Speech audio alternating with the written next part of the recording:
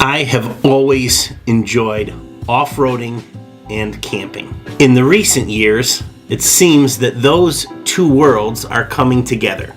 With the invention of side-by-sides, Jeeps and off-road vehicles becoming more capable, and all of the aftermarket support, it seems like a good fit.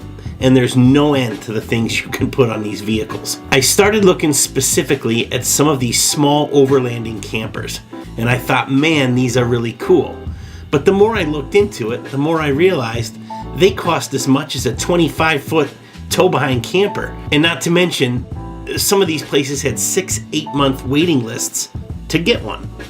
So I thought, well, I have a shop and tools and the skills to build one. Why don't we give that a shot and see how it turns out? So today, I'm going to show you what I came up with. I knew the camper needed to be lightweight and strong. So I started off with 2-inch square tube. I think this is 1/8 wall. And I welded a frame. It's just a rectangle with some cross members. Once I was done welding, grinding, and making the frame pretty, I took it to my local powder coater. They sandblast it and do several coats of primer and a UV resistant powder coating that's suitable for outdoors.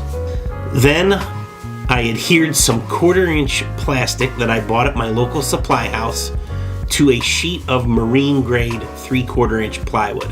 I took some Tech screws and I adhered the plywood and plastic to the trailer frame, and that became the floor.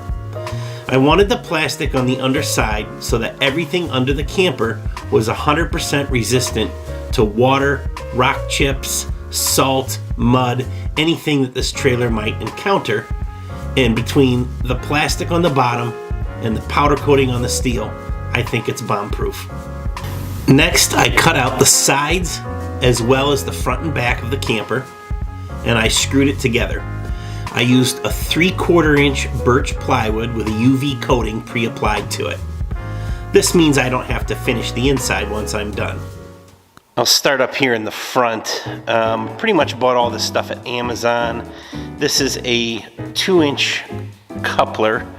I started off with a max coupler. It's a 360-degree articulating coupler for off-road. A lot of guys put them on these campers. I've got some safety cables on here that coil up and stay out of the way. I really like those. Let's see if we can pan back here a little bit.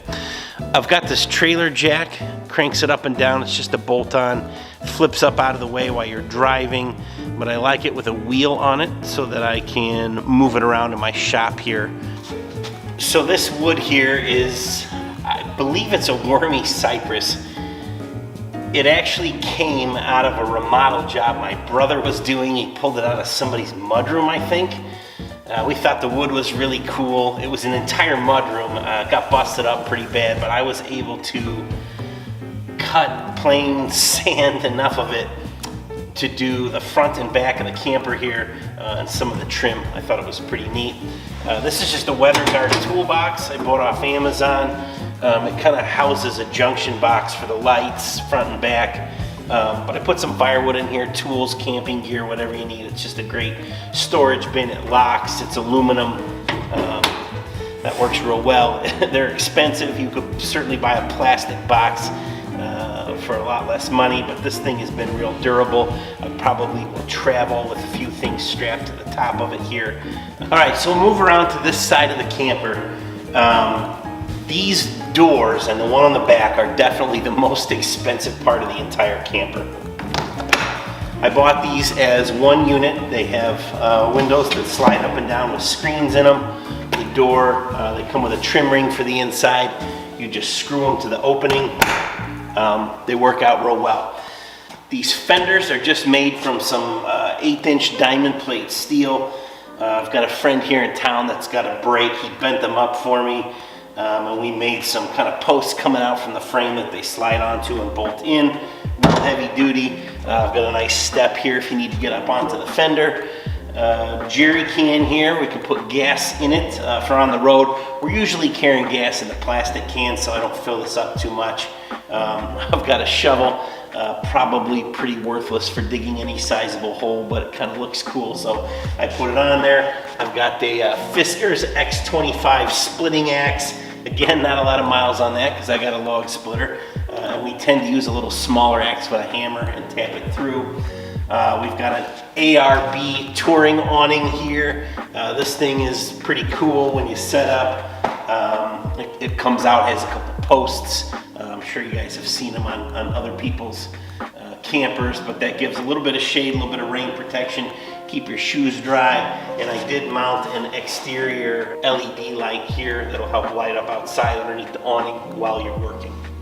So we've got lots of stuff in the back here. I've got reverse lights here. These are really bright off-road lights. When we're in Kentucky or a lot of campsites or places that we go, it is so dark. If you don't have some sort of backup light in here, you will be in big trouble. You won't be able to see where you're going. I've got these kind of cool stop brake lights. These are actually motorcycle lights. I bought 2 of them and wired them right and left. I thought they were kind of neat looking. This bar goes all the way through to the front of the trailer. So that is actually the tongue of the trailer. So if you get stuck and you need someone to pull you out on that hook, you are actually pulling directly on the hitch receiver, and you're not going to pull the trailer apart, which is important when you've got a trailer built out of plywood, as most of them are. So again, this is one of the doors that I bought here. I opted to buy this unit instead of make it. It's really nice, but they are a little bit pricey. It's got 2 actuators. If I had to do again, I'd probably find a way to make this door either open higher, and I may be able to do it with some longer struts or something. But boy, if somebody takes one of these corners in the face, they're going to be in for hurt. So I'm going to get you guys a little closer here. Okay, so it's a little hard to get the camera in here, but I'll see if I can get you at the right angle. This is the brains of the operation. So you can see in the back here, there's a lot of slack in this cord, so you could take that out. I've got a deep cycle marine battery. I've got a shutoff back there, and it comes up to this low voltage fuse panel. So that's what kind of keeps everything safe. Up here is a charger and power inverter made by Performax. Let's see if we come back out here. You can see right here, I can plug it in with shore power. That will either run everything in the camper, or it will charge the battery if you want to do it that way. I've also got this Wii Boost. I don't know if you can see that there. That is a cell phone booster. That's what all the slack wire is for, so you can move the antenna around. Let's see, up here is a Renogy Wanderer. This is the charge controller, solar charge controller. So what that's going to do is take the power from the solar panel right into that charge controller, and it's going to go down and charge this battery. So with this system in the back here, back up where you can see the whole thing, I can either charge from shore power, or I can hook it up to a generator or an outlet or anything to charge the battery. Everything inside the camper runs off 12 volt. So there's nothing that plugs in directly. The power would simply run the charger so that it would charge the battery. And there is a 110 outlet inside. You could kind of see here. That's the back side of a power strip. So if you did want to plug something in, if you wanted to plug the heat and air unit in direct to the inside there, you could do that as well. That's pretty much the only thing that'll need 110. If you wanted to run a, I don't know, toaster or something like that, you've got a few power outlets there that will run off of the outside shore power. Speaking of the heat and air, this is a Climate Right CR2500. This unit does both heat and air conditioning, and it works through these 2 ports. If you look inside the camper here, these ports come off. Do this in one hand.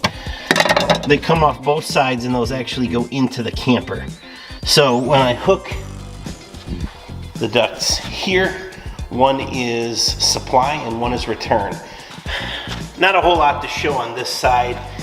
This is obviously where I keep my spare tire. This is kind of like a pre-runner, I guess, style for the back of a pickup bed. I bolted it into the side of the camper and let it sit on top of the fender.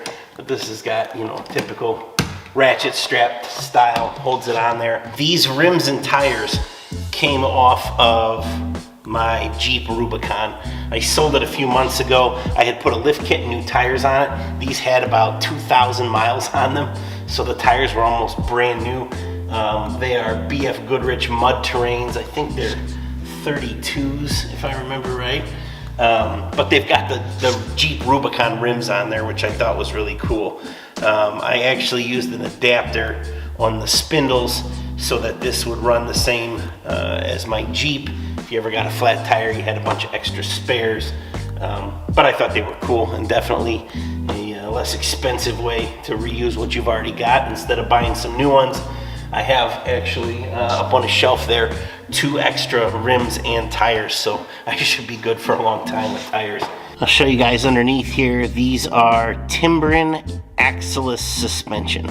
Sorry if the noise is a little tin canny under here on the concrete, but this does not use an axle on this trailer. You can see, let me see if I can point to it right here. Those are like rubber donuts in a pinch point, and that's what provides the suspension for the trailer. They're 3,500 pound axles or systems, I guess. This part on the spindle here actually drops down about 4 inches and gives it a lot more clearance. So this is the one they recommend for this kind of application. You can see the wheel spacers on there too that I used to adapt them to the Jeep rims. That's these silver parts here. 3,500 pounds is a pretty stiff system for, you know, this little overland trailer. I don't think this thing weighs any more than 1,500 pounds, you know, fully loaded. But that is the only one they make for this application. And honestly, driving with it rides just fine. So I put these stabilizer jacks here as well. They just have this crank feature here. You could crank them down, put a block under them because this is a pretty high trailer. Lots of ground clearance on it. You can see I got them on each of the front corners. This is that bar, like I was saying, runs all the way to the front of the trailer. And this crossbar here works as kind of a torsion bar. Helps